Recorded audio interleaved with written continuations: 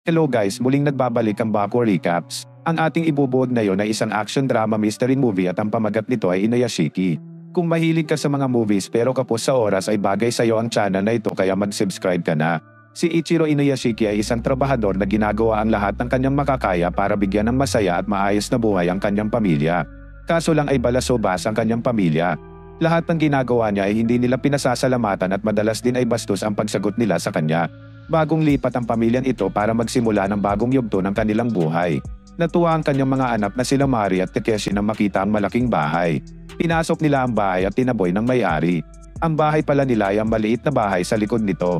Napiko ng mga anak pero wala silang magagawa dahil ito lang ang kinaya ng ipon ni Ichiro. Pagpasok sa bahay ay inaya ni Ichiro ang kanyang pamilya na kainin ng special sushi na kanyang binili para pang-celebrate sana sa kanilang bagong bahay. Dahil nabastos at walang respeto sa kanya ang kanyang pamilya ay pumunta ang mga ito sa isang restaurant at iniwan si Ichiro sa bahay para kainin ng sushi ng mag-isa. Isang araw ay inabot ng gabi si Ichiro mula sa trabaho at nakita ang isang lalaki na ginugulpi ng isang grupo ng mga gunggong. Naisip niyang tulungan ang pobreng lalaki kaso maging siya ay walang bayad para gawin yon. Umatras siya at nagulat nang makita si Mari na nagalit nang makita ang pagkaduwag niya. Pagka-uwi sa bahay ay nagmuni-muni siya sa labas ng kanilang bahay nang biglang may abandonadong aso na nagnangalang Hanako. Gusto niyang ampunin ito kaso nga lang biglang umepal ang kanyang asawa na si Mari at sinabing palayasin ang aso. Pagtapos ay binigay sa kanya ang isang medical report na nagsasabing kailangan niya ng follow-up check-up. Kaya kinabukasan ay nagpunta siya ng hospital para dito. Sinabi sa kanya ng doktor na mayroon siyang stage 3 cancer at kumalat na ito sa kanyang katawan. Nalungkot siya at tinawagan ng kanyang asawa para sabihin ito kaso dahil busy sa trabaho ay hindi niya ito nasabi. Tinawagan rin niya ang kanyang mga anak kaso ni isa sa kanila ay walang nag-accept ng call. Kinagabihan ay nilakad na niya si Hanako para abandonahin ang aso habang nag-iisip kung iiyak ba ang pamilya niya pag nalaman nilang may cancer siya. Maya-maya ay pinakawalan na niya ang aso at tumakbo sa isang park. Sinundan siya ng aso at na-realize niya na ang aso lang ang nagmamahal sa kanya. Nakita rin niya ang isang teenager sa park. Maya-maya lang may isang unidentified object na bumaba sa lugar at nakakita sila ng isang liwanag. Hindi nagtagal ay bumagsak ito sa kanila na naging dahilan ng kanilang pagkamatay. Kinabukasan ay nagising siya sa park. Wala na ang teenager pero nandun pa rin ang aso sa kanyang tabi. Sinuot niya ang kanyang salamin pero na-realize niya na mas malinaw ang kanyang paningin kung wala ito. Umuwi siya at sumama sa breakfast ng kanyang pamilya. Hindi niya malasahan ang pagkain kaya pumunta na lang siya sa kanyang kwarto.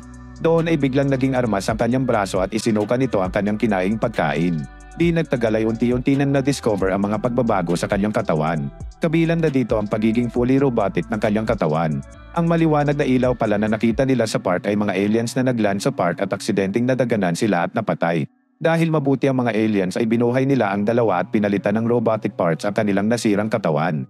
Ang teenager naman ay nagkaroon rin ng robotic superpowers kagaya niya. Pumunta siya sa best friend niya na si Ando at pinakita sa kanya ang kanyang superpowers. Kabilang na dito ang kakayahang bumaril gamit ang andaliri ng walang ginagamit na bala at ang pagkontrol sa kahit anong electronics sa kanyang paligid. Si Ichiro naman ay litong-lito pa rin sa mga nangyayari. Pag-uwi galing sa trabaho ay nakakita siya ng isang kalapati na naghihingalo sa sahig. Binuhat niya ito at nagulat siya na meron pala siyang kapangyarihan para magpagaling ng kahit anong sakit. Hindi nagtagal ay na-discover rin niya na meron siyang super hearing at narinig niya ang isang nanay na nagmamakaawa sa doktor na pagalingin ang anak niya na may malubhang sakit. Agad niyang sinundan ang tunog at na-trace niya ito. Pinasok niya ang hospital room ng bata at pinagaling ito. Gumaling ang bata at nagpasalamat sa kanya. Pagkatapos ay masaya siyang umuwi sa kanyang tahanan. Kinabukasan ay nakumbinsi na ni Hiro si Ando para bumalik sa pag-aaral. Ilang araw na kasi itong hindi pumapasok dahil binubuli siya sa school. Pagpasok niya sa classroom ay binuli siya ng mga ito buti na lang ay niligtas siya ni Hiro at pinisil ang braso ng leader ng mga bully. Naiyak siya sa sobrang sakit at sinunod ang utos ni Hiro na mag-sorry kay Ando. Sinunod niya ito pero ayaw pa rin bitawan ni Hiro ang kanyang braso. Kaya naman ay si Ando na ang pumigil sa kanya at na-realize niya na dahil sa superpowers na ito ay naging bayolente na ang kanyang dating mabait na kaibigan. Pagkatapos noon ay nakilala natin ang nanay ni Hiro na nagtatrabaho sa isang restaurant. Iniwan sila ng kanyang tatay para sa ibang babae. Dahil dito ay matindi ang galit niya sa kanyang tatay pero hindi niya ito pinahahalata at sinasabi. Patuloy rin siyang pumupunta sa kanilang bahay para makikain at humingi ng pera sa kanyang tatay. Meron din siyang stepsister at brother na tuwang-tuwa tuwing bumibisita siya. Pero hindi rin niya gusto ang mga ito dahil naaalala niya ang kawawa niyang nanay na iniwan ng kanyang asawa para sa ibang babae. Habang naglalakad pa uwi ay narinig niya ang isang masayang pamilya at naalala ang kanyang tatay at ang bagong pamilya nito. Kumulo ang dugo niya at pinasok ang bahay at isa-isang pinaslang ang pamilya. Ginagamit ng gagong ito ang kapangyarihan niya sa kasamaan at paghihiganti. Si Ichiro naman ay ginagamit ito para pumunta sa mga hospital at pagalingin ang mga taong may malulubhang sakit. Hindi nagtagal ay nag-viral na ang pagkamatay ng pamilya na pinaslang ni Hiro. Sabi sa balita na walang nahanap na bala ang mga pulis kaya na-realize ni Ando na si Hiro ang may kagagawan nito. Dahil dito ay nabuo na ang takot niya sa kanyang dating best friend.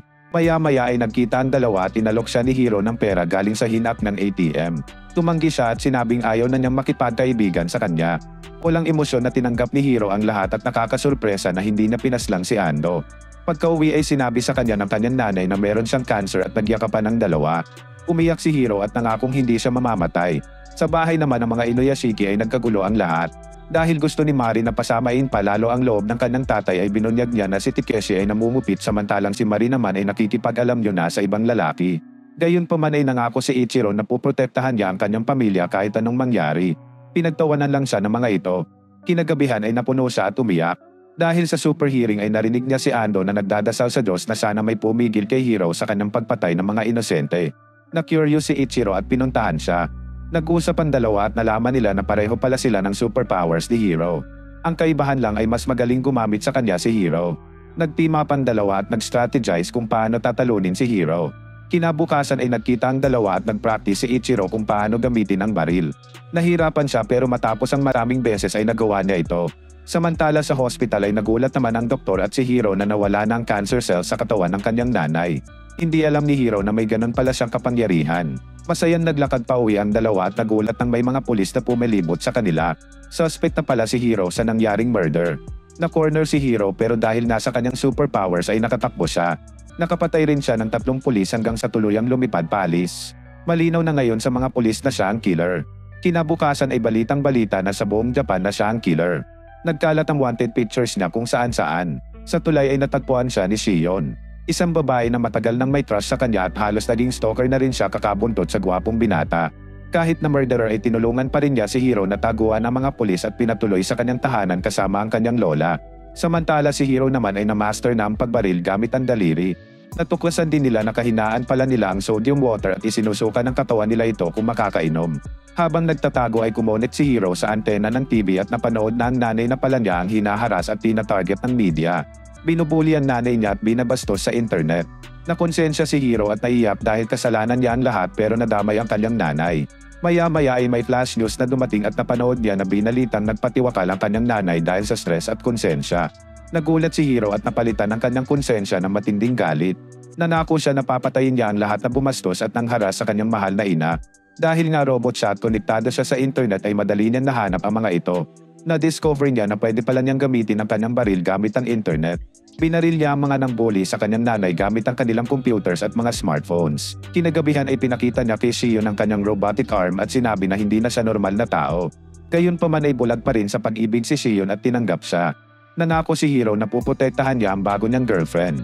Samantala ay nagsumbong ang mga survivors ng pamamaril ni Hiro sa pulis. Dahil dito ay nalaman na ng gobyerno at pulis na may kakayanan si Hiro na bumaril gamit ang internet.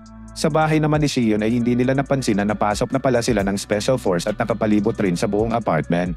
Sinimulan silang putukan ng mga ito at matapos ang matagal na pagputok ay namatay si Shion at ang kanyang lola. Nagalit na naman si Hiro at pinagbabaril ang special force. Nang maubos ang mga ito ay lumipad siya at tumakas sa eksena. Kinaumagahan dahil wala na siyang mahal sa buhay ay hinap ni Hiro ang lahat ng electronics at sinabi na papaslanin niya ang lahat ng tao sa Japan.